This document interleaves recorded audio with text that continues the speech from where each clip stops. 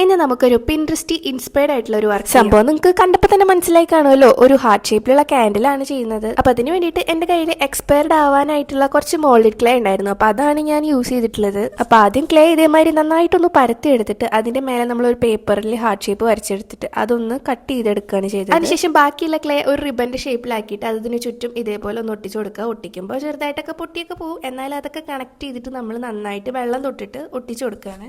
ഇങ്ങനെ കാണുമ്പോൾ നമുക്കൊരു ട്രിങ്കർ ഡിഷ് ഒക്കെ പോലെ തോന്നും. ഇനി ഇത് നന്നായിട്ടൊന്ന് ഡ്രൈ ആക്കാൻ വെക്കുക. അതിനുശേഷം നമ്മൾ ഫസ്റ്റ് വൈറ്റ് ബേസ് കോട്ട് അടിച്ചു കൊടുക്കുന്നുണ്ട്.